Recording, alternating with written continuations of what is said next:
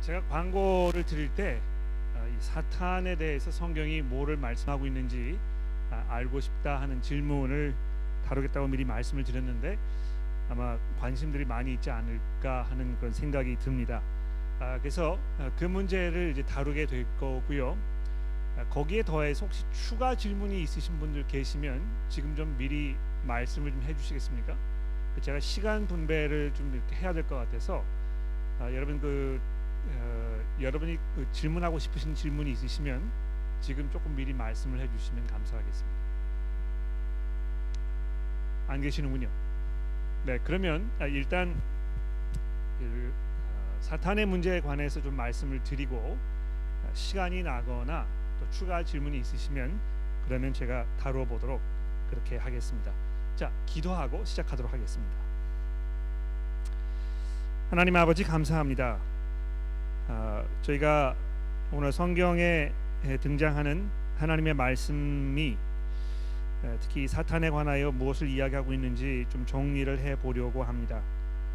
저에게 유익한 시간이 되게 도와주시고 특별히 무엇보다도 우리의 구주이신 예수 그리스도께서 우리를 위하여 이미 이루어 놓으신 그 놀라운 은혜와 승리를 우리가 다시 재확인하는 그런 시간이 되게 도와주시기를 예수 그리스도의 이름으로 간절히 기도합니다. 아멘. 오늘 아마 설교 시간에 전도사님을 통해서 이 사탄의 문제에 관해서 많이 생각을 하셨을 거라고 제가 짐작을 해봅니다. 사도 바울이 이렇게 말씀하고 있습니다. 끝으로 너희가 주 안에서와 그의 힘의 능력으로 강건하여지고 마귀의 간궤를 능히 대적하기 위하여 하나님의 전신갑주를 입으라.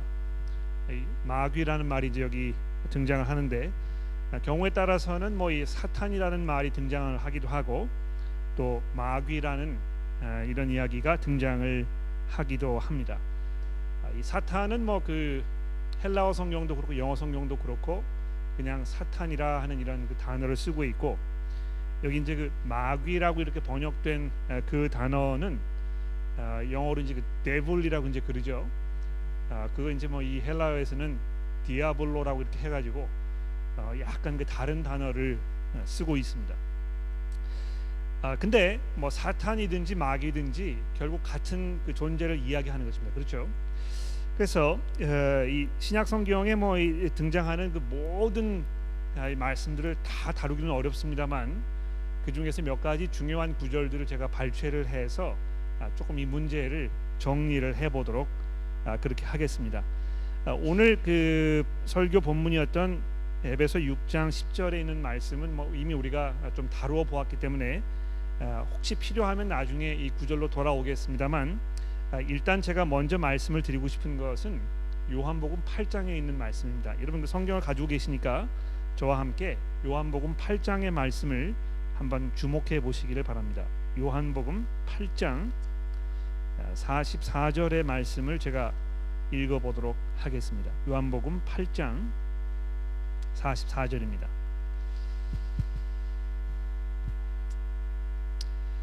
문맥을 조금 이해하기 위해서요. 그 상황 설명을 조금 드려야 될 것 같아요. 이제 그러기 위해서 여기 8장 31절에 보시면 예수님께서 이제 그 유대인들하고 논쟁을 벌이시는 장면이 우리에게 설명이 되고 있습니다. 31절을 보십시오. 그러므로 예수께서 자기를 믿은 유대인들에게 이르시되 너희가 내 말에 거하면 참으로 내 제자가 되고 진리를 알지니 진리가 너희를 자유롭게 하리라. 그들이 대답하되 우리가 아브라함의 자손이라 남의 종이 된 적이 없거늘 어찌하여 우리가 자유롭게 되리라 하느냐. 예수께서 대답하시되 진실로 진실로 너희에게 이르노니 죄를 범하는 자마다 죄의 종이라. 종은 영원히 집에 거하지 못하되 아들은 영원히 거하나니 그러므로 아들이 너희를 자유롭게 하면 너희가 참으로 자유로우리라. 자, 이렇게 하면서 예수님께서 이제 유대인들하고 이 그들의 그 본분에 대해서 이제 말씀을 하고 계시는 것이죠. 너희가 죄의 종이다. 그랬더니 유대인들은 이 아브라함이 우리 아버지인데 우리가 왜 종이냐? 뭐 이런 식으로 이야기가 이제 계속 진행이 되고 있는 것입니다. 근데 이제 그 41절로 내려와 보십시오. 여기 보시면 예수님 이제 이렇게 말씀하십니다. 너희는 너희 아비가 행한 일을 하는도다. 그 부전자전이라고 이제 그러죠, 그렇죠? 지금 너희가 하는 일은 너희 아버지가 하는 일과 똑같은 일이다 이렇게 얘기하시면서 뭐라고 말씀하십니까? 대답하되 우리가 음란에서 나지 아니하였고 아버지는 한 분뿐이시니 곧 하나님이시로다. 그러니까 이 유대인들이 지금 무슨 얘기를 하는 것이냐? 우리의 아버지는 다른 분이 아니고 하나님이다 이제 이렇게 얘기를 하니까 42절에 예수님이 이렇게 대답하십니다. 예수께서 이르시되 하나님이 너희 아버지였으면 너희가 나를 사랑하였으리니 이는 내가 하나님께로부터 나왔음이니라. 나는 스스로 온 것이 아니요 아버지께서 나를 보내신 것이니라. 어찌하여 내 말을 깨닫지 못하느냐? 이는 내 말을 들을 줄 알지 못함이로다. 너희는 너희 아비 마귀에게서 났으니 너희 아비의 욕심대로 너희도 행하고자 하느니라. 그는 처음부터 살인자요 진리가 그 속에 없으므로 진리에 서지 못하고 거짓을 말할 때마다 제 것으로 말하나니 이는 그가 거짓말쟁이요 거지의 아비가 되었음이니라. 자, 이렇게 하면서 예수께서 아마 이 사탄에 대해서 가장 많은 이야기를 한꺼번에 하신 부분이 아닌가 이렇게 생각이 듭니다. 여기 보시면 예수께서 이 사탄에 대해서 두 가지 중요한 이야기를 하셨어요. 뭡니까? 첫 번째로 44절 중간에 보시면 그는 처음부터 살인한 자요, 살인자라는 것입니다. 사탄이, 그렇죠? 두 번째로 조금 더 내려가서 보시면 이는 그가 거짓의 아비가 되었음이니라. 이제 이 사탄이 이제 거짓말장이라고 얘기하고 있는 것입니다. 두 가지를 예수님 지적해서 말씀하고 계시는 거예요. 사탄이 살인자고 거짓의 아버지라 얘기하는 것입니다. 근데 아마 그 여러분들이 성경에 사탄이 가장 먼저 등장하는 창세기의 말씀을 배경에 두고 예수님의 이 말씀을 들으시면 아마 금방 그 뜻이 이해가 되실 것 같아요. 그렇지 않습니까? 사탄이 처음 등장했을 때 하와에게 거짓말을 했단 말이죠. 그렇죠? 하나님께서 정말 너더러 이걸 먹지 말라고 하느냐? 그렇게 하나님께서 얘기하신 것은 너희를 위해서 그렇게 한 것이 아니고 너희가 하나님처럼 이렇게 눈이 밝아져 가지고 하나님과 처럼 되는 것을 원치 않으셨기 때문에 이 막으신 것이다. 그래서 마치 이렇게 언뜻 들으면은 진실인 것처럼 생각되지만 진실을 왜곡하는, 하나님의 말씀을 진리로 얘기하지 아니하고 거짓을 얘기하는 이런 사람이라는 것입니다. 그렇죠? 그리고 그 결과로 인해서 이 죽음이 이 세상에 들어오게 되지 않았습니까? 그렇죠? 그래서 성경이 특히 예수님께서 이 사탄을 이야기하실 때 사탄이 거짓말장이고 그 거짓말을 믿는 사람들에게 죽음이 찾아와서 이 살인자라고 이렇게 지금 말씀하고 계시는 것입니다. 근데 왜 제가 이제 이 말씀을 드리느냐 하면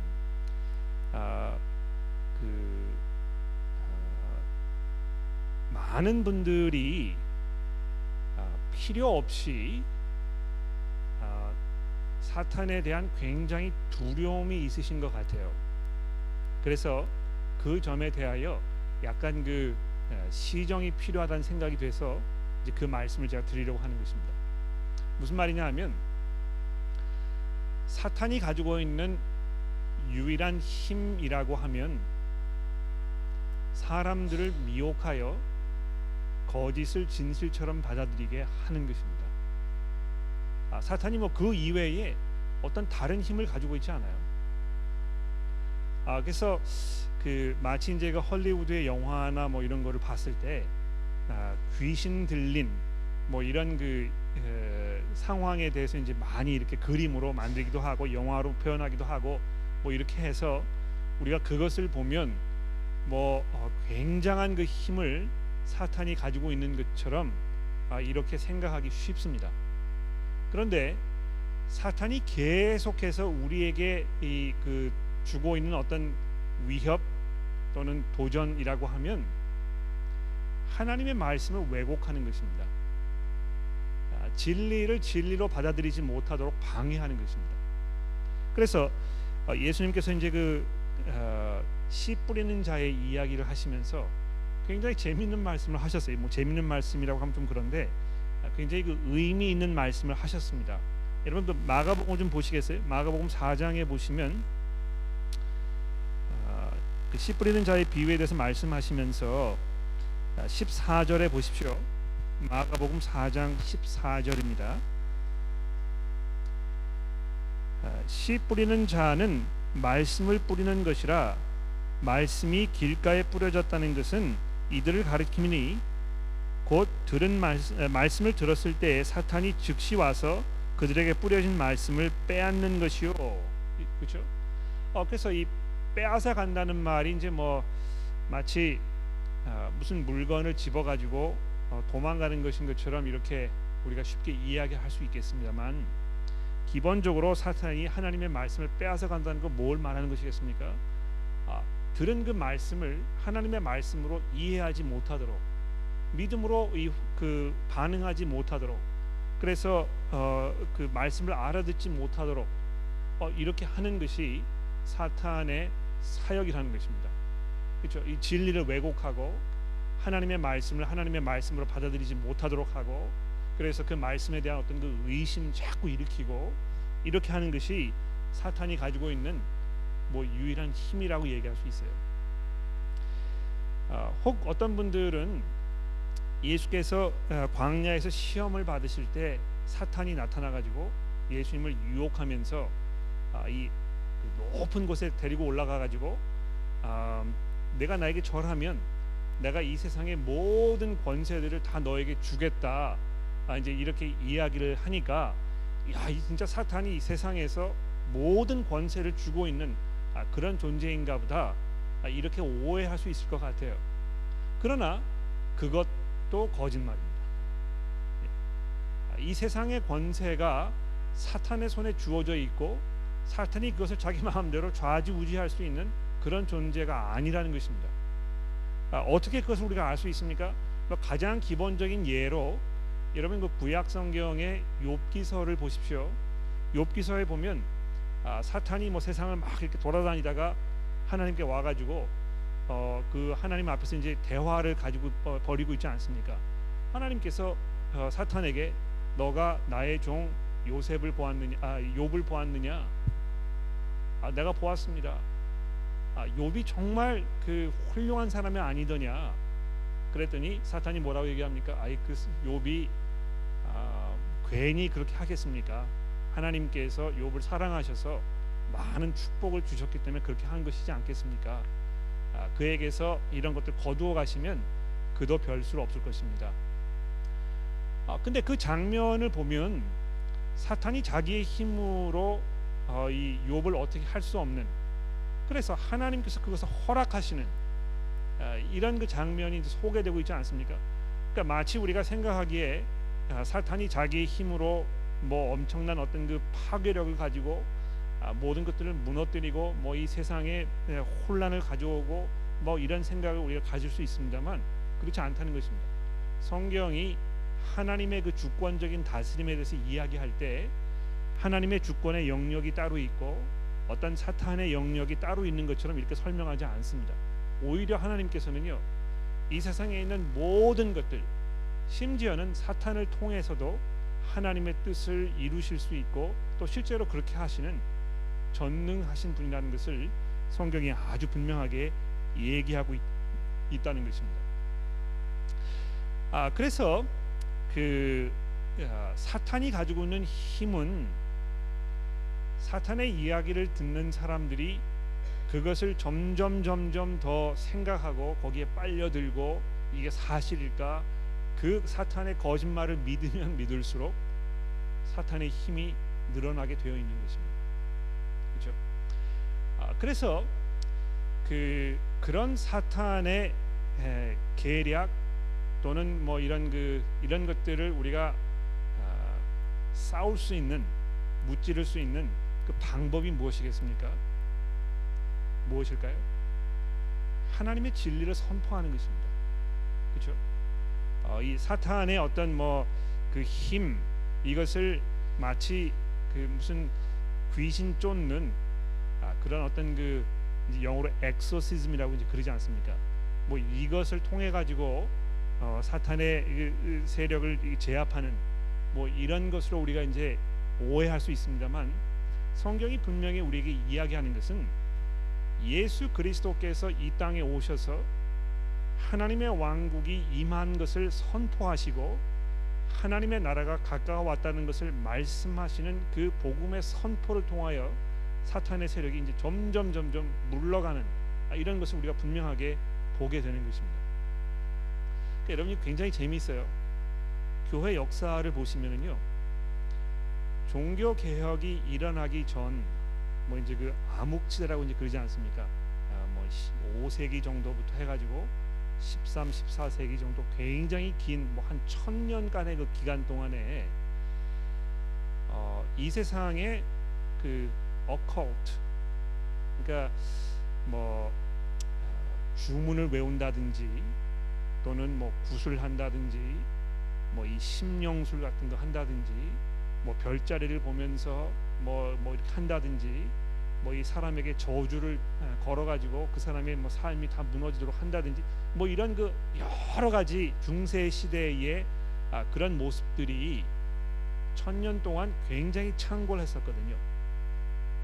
근데 재미있는 사실은요, 종교 개혁가들의 힘을 통해서 복음이 회복되고 복음이 선포되면서 그러한 것들이 이제 점점 줄어들고 사라져 버리는 그런 것들을 우리가 목격한 것입니다. 그 메타스 미디어에서 이제 책을 뭐 이렇게 여러 번 그 출판하셨던 커스틴 버켓이라는 학자분이 있어요. 그분 이제 뭐 지금 영국에서 사역을 하고 계시는데 그분이 박사 학위를 받으실 때 종교 개혁이 중세 시대에 이 어컬트에 미친 그 영향, 이런 그 논문 제목 가지고 이제 박사학위를 받으셨는데요. 그분이 이야기하신 얘기는 바로 그것입니다. 복음이 선포되지 않았기 때문에 또는 예수 그리스도께서 십자가를 통해서 우리를 구원하시고 하나님의 이 새로운 세계가 도래되었다는 이 복음이 희석되고 묻혀지고 가려지고 혼란스러워지고 했던 이런 그 암흑기의 그 시간 동안에 점점 뭐 이런 것들이 막 이렇게 일어나고 창궐하고 이랬다는 것이죠. 그러나 거기에서 이 그리스도께서 이루신 그 십자가의 능력, 이런 것이 선포되고 사람들이 그것을 믿게 되고 이해하게 되고 또 돌아서게 되었을 때 그것이 뭐 거의 사라져 버리는 이런 것도 우리가 볼 수 있는 것입니다.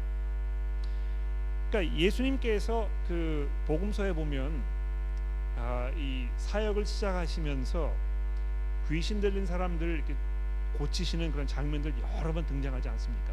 그렇죠? 그러니까 이 어떤 분들은요, 야, 이 그 교회가 해야 할 일은 예수께서 이렇게 하신 것처럼 귀신을 쫓아내는 일이다. 그래서 뭐 귀신 잡으러 다니시고 뭐 이 그 귀신 들린 사람으로 찾아가 가지고 뭐 안수하고 뭐 이렇게 하는 이것이 교회의 근본적인 일이라고 이렇게 생각하시는 분들 가끔 있습니다. 근데 뭔가 오해하고 계시는 것입니다. 왜냐하면 예수께서 이 땅에 오셔서 복음 사역을 하시면서 하나님의 말씀을 선포하시지 않았습니까? 제가 이 구절을 말씀드릴게요. 마태복음으로 잠깐 와 보십시오. 마태복음에 와 보시면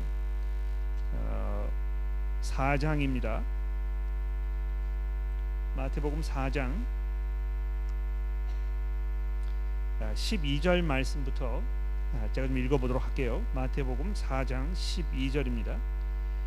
예수께서 요한이 잡히셨음을 들으시고 갈릴리로 물러가셨다가 나사렛을 떠나 스불론과 납달리 지경 해변에 있는 가버나움에 사시니 이는 선지자 이사야를 통하여 하신 말씀을 이루려 하심이라. 일러스되 스불론 땅과 납달리 땅과 요단 땅 저편 해변길과 이방의 갈릴리여, 흑암에 앉은 백성들이 큰 빛을 보았고 사망의 땅과 그늘에 앉은 자들에게 빛이 빛이었도다 하였느니라.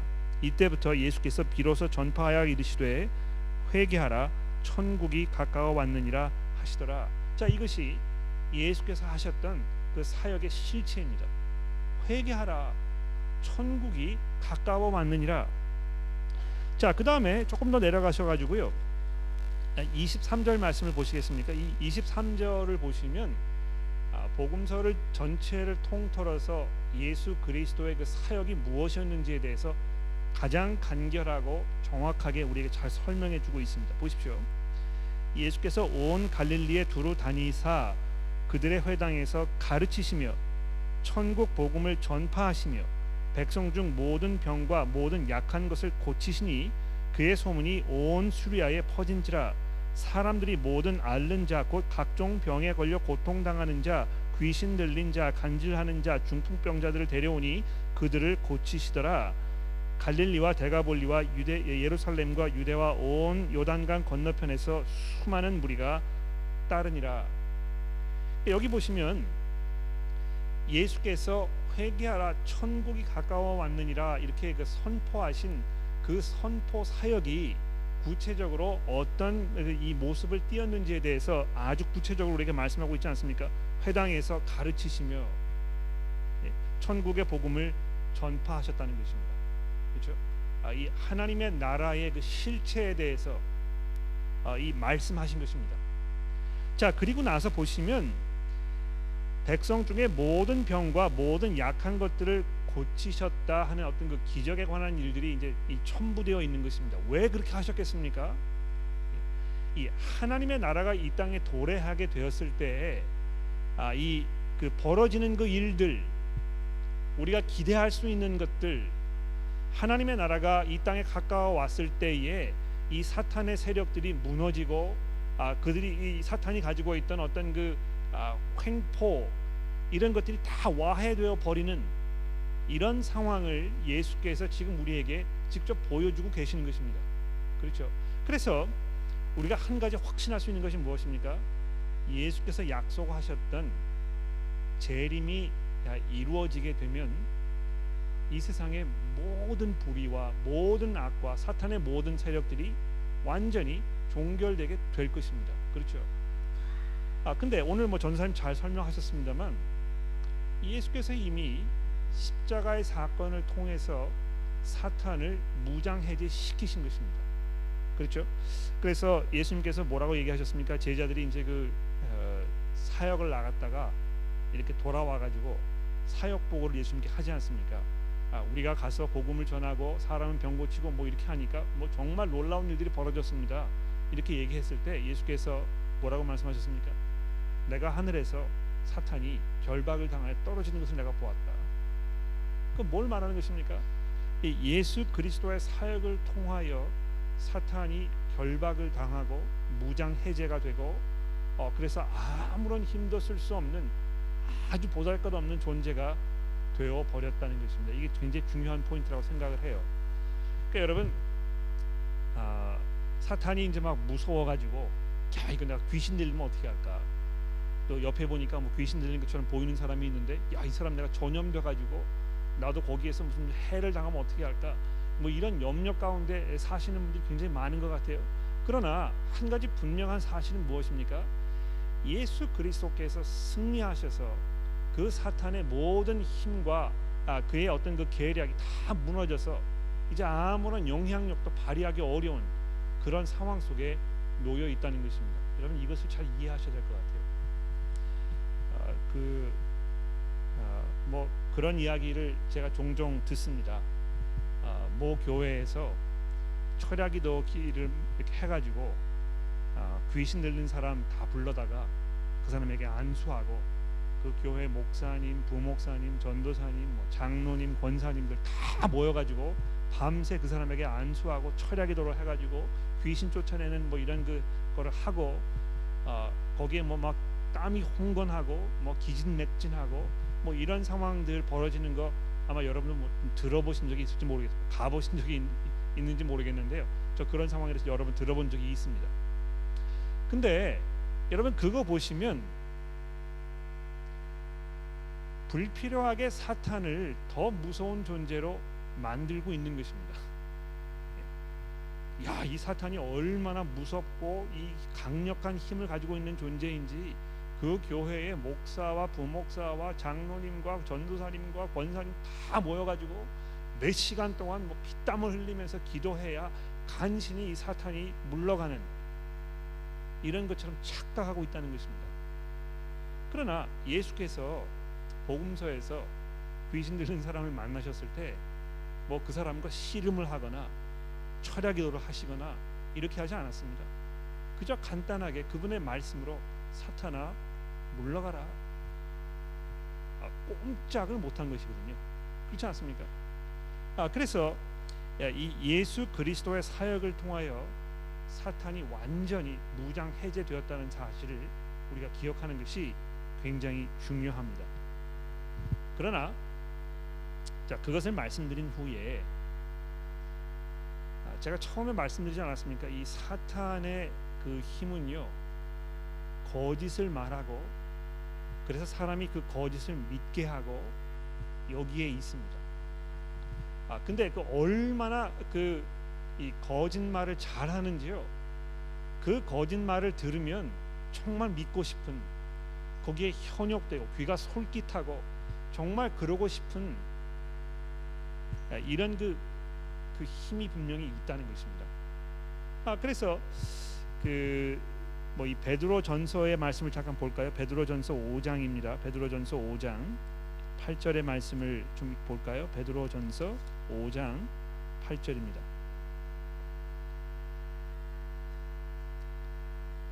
베드로전서 5장 8절. 근신하라, 깨어라, 너희 대적 마귀가 우는 사자같이 두루 다니며 삼킬 자를 찾나니. 여기 보십시오.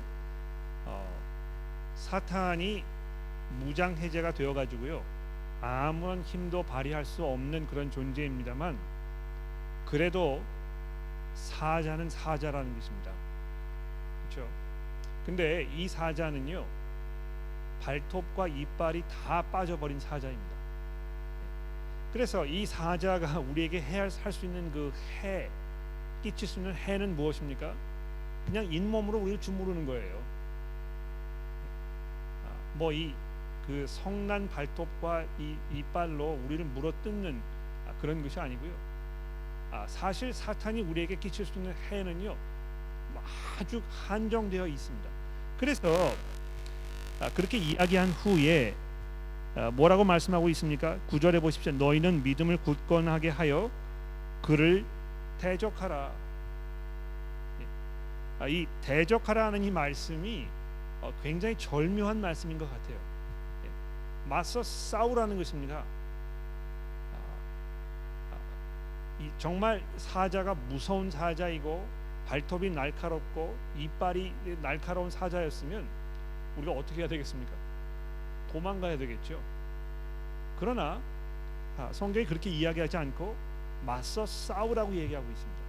심지어 이 야고보서에 보시게 되면, 야고보서를 볼까요? 야고보서 4장 7절입니다. 야고보서 4장 7절. 야고보서 4장 7절입니다.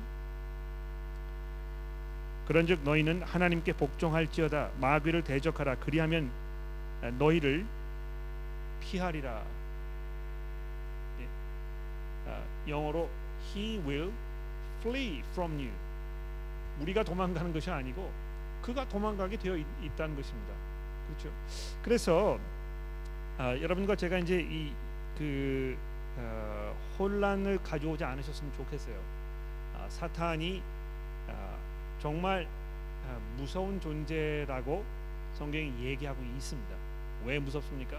그의 그 거짓말이 아주 교묘하고 아주 설득력이 있고 그럴듯하기 때문에 그런 것입니다. 하와가 거기 그대로 넘어가지 않았습니까? 그 이야기를 들은 아담도 넘어가지 않았습니까? 그 이후로 모든 사람들이 이 사탄의 이 유혹과 거짓말에 빨려 들어가 가지고 마치 하나님을 대적하고 하나님을 무시하고 우리가 이 마치 하나님인 것처럼 행하는 이 삶이 참 행복 있는 삶이라고 착각하면서 살고 있는 이것이 우리의 현실이라는 것입니다. 그러므로 이 사탄의 계략에 대처해서 우리가 해야 할 우리의 일은 무엇입니까? 복음을 선포하는 것입니다. 이 그리스도께서 하나님의 나라를 이 땅에 완성하셔서 우리의 죄의 용서가 되고 우리가 거듭나서 성령의 능력으로 이 새로운 삶을 살게 되었다는 이 복음의 약속을 우리가 선포했을 때 사탄은 아무런 힘도 발휘할 수 없는 것입니다. 그러므로 성도 여러분들에게는요, 뭐 흔히 사람들이 이야기하는 귀신 들렸다는 일이 벌어질 수 없습니다. 그렇게 예수께서 하신 그 성령의 능력, 이것이 그렇게 호락호락한 그런 일이 아니라는 것입니다.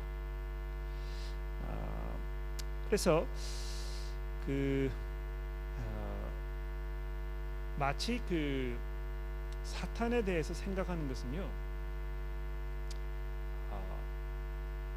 불필요한 불장난을 하는 것인 것처럼 생각이 돼요. 불장난은 불을 가지고 장난했을 때 이제 문제가 되는 것이거든요. 아예 불장난을 처음에 하지 않으면 아무런 문제가 되지 않습니다. 왜냐하면 사탄 자체가 아무런 힘을 가지고 있지 않기 때문에. 그래서 오히려 여러분과 제가 염려해야 될 것은 우리가 어떻게 이 하나님의 진리를 선포하고 이 사탄의 속임수에 넘어가 있는 사람들에게 이 진리를 알게 할 것인가. 그것이 우리에게 중요한 것이지, 이거 어떻게 하면 사탄을 몰아낼 것인가, 어떻게 하면 이 사탄의 그런 그 끔찍한 그런 힘에서 우리가 자유롭게 될 것인가, 거기에 아무런 너무 많은 시간과 노력과 염려를 쏟아부을 필요가 전혀 없다는 것입니다.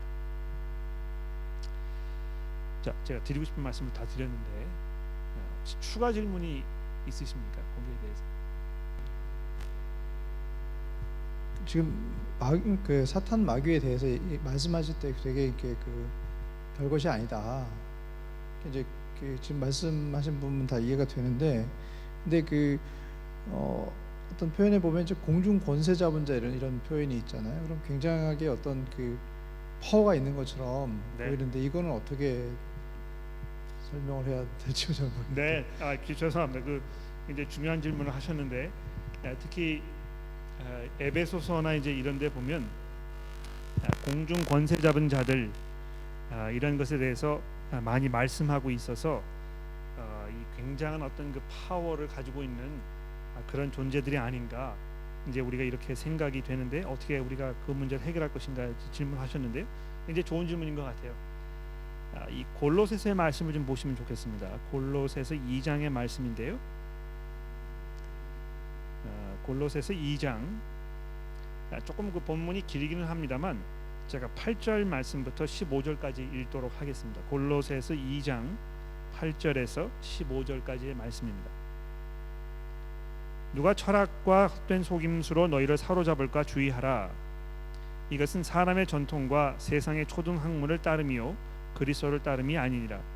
그 안에는 신성의 모든 충만이 육체로 거하시고 너희도 그 안에서 충만하여졌으니 그는 모든 통치자와 권세의 머리시라. 또 그 안에서 너희가 손으로 하지 아니한 할례를 받았으니 곧 육의 몸을 벗는 것이요 그리스도의 할례니라. 너희가 세례로 그리스도와 함께 장사되고 또 죽은 자들 가운데에서 그를 일으키신 하나님의 역사를 믿음으로 말미암아 그 안에서 함께 일으키심을 받았느니라. 또 범죄와 육체의 무할례로 죽었던 너희를 하나님이 그와 함께 살리시고 우리의 모든 죄를 사하시고 우리를 거스르고 불리하게 하는 법조문으로 쓴 증서를 지우고 제하여 버리사 십자가에 못 박으시고 통치자들과 권세자들을 무력화하여 드러내어 구경거리로 삼으시고 십자가로 그들을 이기셨느니라. 여기 이 15절에 있는 말씀이 결정적이죠, 그렇죠? 여기 이 8절부터 쭉 보시게 되면 이 속임수, 이 사탄의 계략이라고 얘기할 수 있을 것 같아요. 여기에 이 빠져 있는 이런 상황에서 우리가 벗어난 이 복음의 능력으로 인해서 이제 이 육체의 할례가 아닌 이 영적 할례를 새로 받게 된 이 하나님의 백성으로서의 역할을 얘기하고 있습니다. 그리고 나서 뭐라고 얘기하고 있습니까? 이 예수 그리스도 그분께서 모든 권세의 머리가 되셨다는 것입니다. 그렇죠? 여기 이 모든 권세라는 것은요, 이 세상에 존재하는 모든 권력들 얘기하는 것입니다. 거기에는 뭐 악의 권세도 포함되어 있겠죠. 심지어 15절에 보시면 이 모든 통치자들과 권세자들을 무력화하여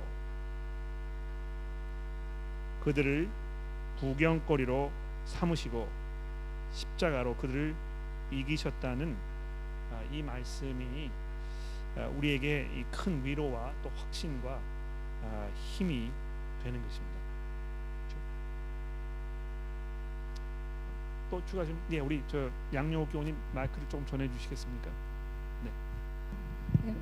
창세기에서 그 하와를 유혹했던 그 사탄, 뱀 사탄을 보면 아담과 하와가 있고 또 제3의 그 사탄이라는 존재가 있는 그런 구조잖아요.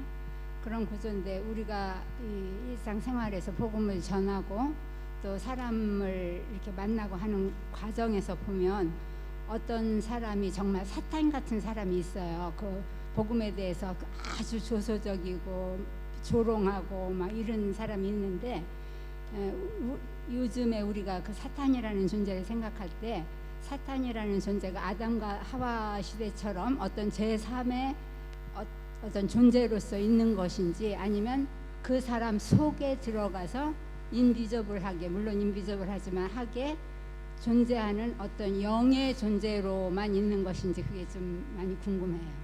네, 글쎄 뭐 그 우리가 이제 생각하기에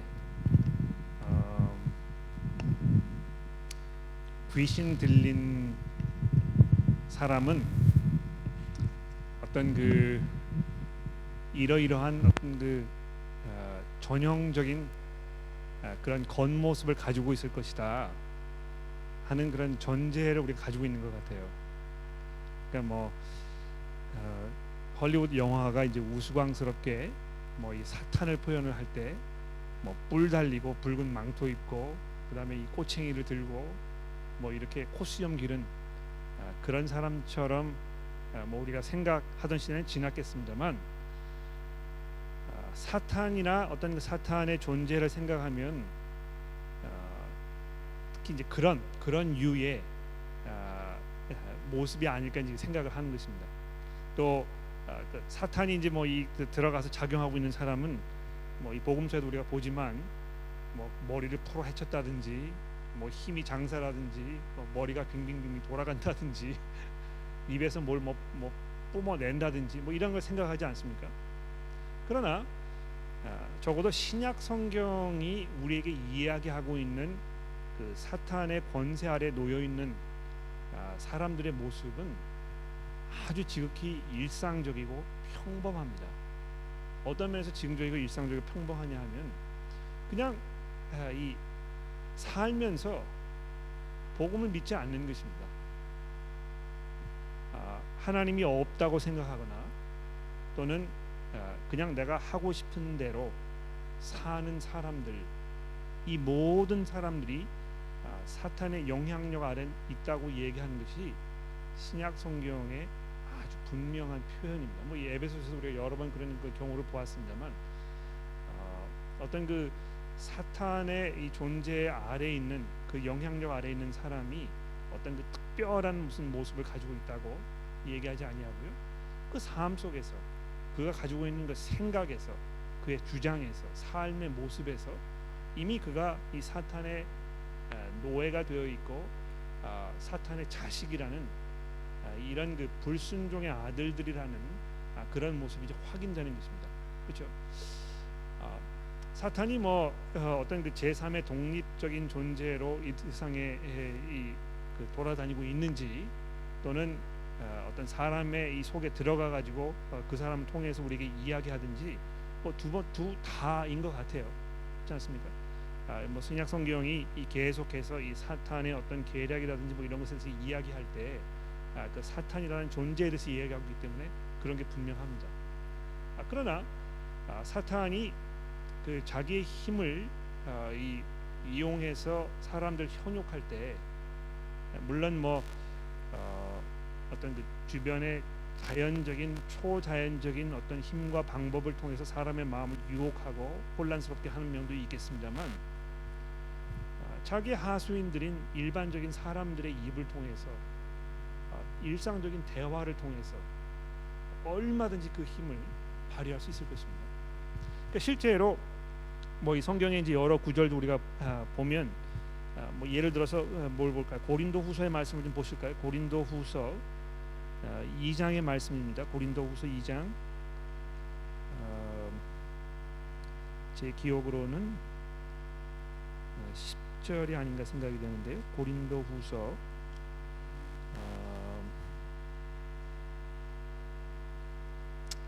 2장 11절이군요.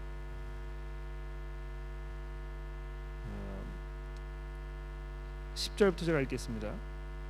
너희가 무슨 일에든지 누구를 용서하면 나도 그리하고 만일 용서한 일이 있으면 용서한 그것을 너희를 위하여 그리스도 앞에서 한 것이니 이는 우리로 사탄에게 속지 않게 하려 함이라.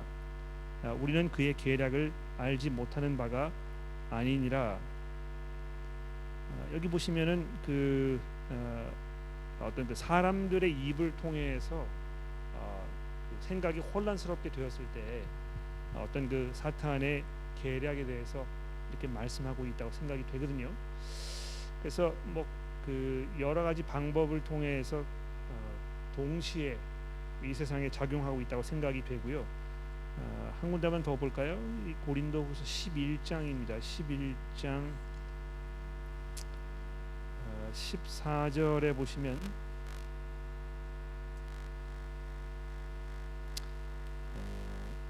제가 12절부터 읽을게요.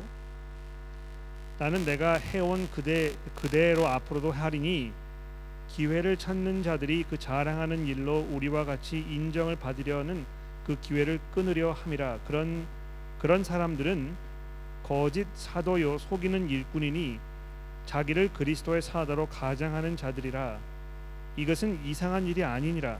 사탄도 자기를 광명의 천사로 가장하나니 그러므로 사탄의 일꾼들도 자기의 의의 일꾼으로 가장하는 것이 또한 대단한 일이 아니니라. 그들의 마지막은 그 행위대로 되느니라. 그래서 뭐 사탄이 여러 가지 방법들 통해서 이 세상에 일을 하는데 여기 이야기하는 대로 이 사탄의 일꾼들도 아마 분명히 있는 것이 분명한 것입니다. 시간이 다 됐는데요. 다른 질문들이 있으시면 다음번 기회에 물어주시면 감사하겠습니다. 같이 기도하고 마치도록 하겠습니다. 하나님 아버지, 이 세상이 죄로 인하여 죄와 사망의 그 권세 아래 놓여 있다고 성경이 우리에게 증거하고 있습니다.